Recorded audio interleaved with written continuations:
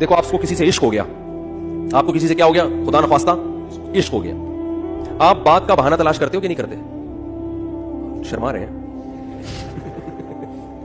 چلو میں کہتا ہوں اگر ہو گیا, ابھی تو میں نے سب کو لپیٹ دیا تھا نا, تو ابھی کوئی بھی یوں نہیں کر رہا, یوں کوئی بھی نہیں کر رہا, سب بیٹھے ہوئے کہ پکڑے جائیں گے. تو اگر کسی کو عشق ہو جائے تو محبوبہ سے بات چیت کا بہانہ تلاش کرتا ہے کہ نہیں کرتا؟ تو اس بہانے میں بعض دفعہ یہ ہوتا ہے کہ یار کوئی بات ہو تو میں کروں بھی نا, ورنہ اگلا بولے گا بلا وجہ.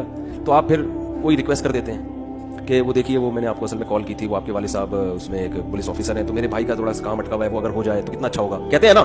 تو اصل میں یہ مقصد ہی نہیں ہوتا کہ بھائی کا کام اٹکا ہوا ہے وہ ہو جائے, یار کسی بہانے کو بات تو ہو. ٹھیک ہے, کیا خیال ہے؟ اور لڑکی کو عشق ہو جائے اس کا بھی یہی حال ہوتا ہے, میں بات کرے, کوئی بات ہونی چاہیے. اب اس کو پتا ہے کہ سامنے والا فضول بات نہیں کرتا, تو وہ پھر بعد میں کیا کرے گی, وہ کوئی کام لگا دے گی. ایک مسئلہ پوچھنا ہے آپ سے, میرے سے عشق ہوتا نہیں ہے, ایک مثال دے رہا ہوں. اگر کسی مولانا سے آج کل عشق مارکیٹ میں کیا ہے, شارٹ ہے, مولانا سے نہیں ہوتا کہیں, لیکن اگر ہو جائے تو مولانا سے مسئلہ پوچھے گی, مسئلے کا جو جواب ملے گا اس کی طرف توجہ نہیں ہوگی. ابے جو بھی جواب ہے جائز ہے ناجائز ہے بھاڑ میں جائے. دوسرا مسئلہ, تیسرا مسئلہ, ایسا ہوگا کہ نہیں ہوگا؟ ڈاکٹر سے علاج کرائے گی, کسی ڈاکٹر سے عشق ہو گیا تو نہ کوئی نزلہ ہے نہ زکام ہے کھانسی, ویسے جا کے مشورے لینا شروع کر دیتی ہے کہ ڈاکٹر صاحب اگر زکام ہو جائے سردیوں میں تو اینٹی الرجی کون سی زیادہ صحت کے لیے مناسب ہے؟ ڈاکٹر کہے گا ریجکس کھا لو, اس میں تو نیند ہوتی ہے. ڈاکٹر یہ سمجھ رہا ہوتا ہے شاید اس کو معلومات چاہیے, او بھائی ان کو معلومات نہیں چاہیے, ان کو آپ سے بات کرنے کا بہانہ چاہیے. ریجکس گئی.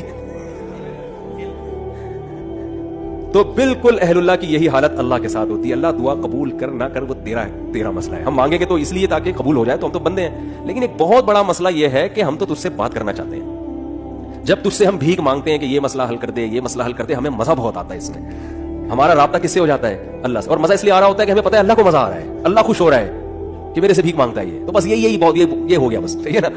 اب وہ قبول ہو جائے ٹھیک ہے, نہیں ہو تو بھی ٹھیک. جب تک میرے بھائی اس اسٹیج پہ نہیں پہنچتے نا, مزے کی زندگی نہیں ہوگی. مزے کی زندگی اسی میں اللہ کی عدالت میں مقدمہ دائر کر دیا, اللہ یہ کہا. ہاں ایسا نہ ہو کہ اب اللہ سے یہ کہنا شروع کر دیں کہ اللہ قبول کر, تیری مرضی, قبول نہیں کر تیری مرضی, ہم تو ویسے ہی مانگ رہے ہیں. حدیث میں آتا ہے ایسا نہیں, جب اللہ تو کرے گا وہی جو اللہ چاہے گا.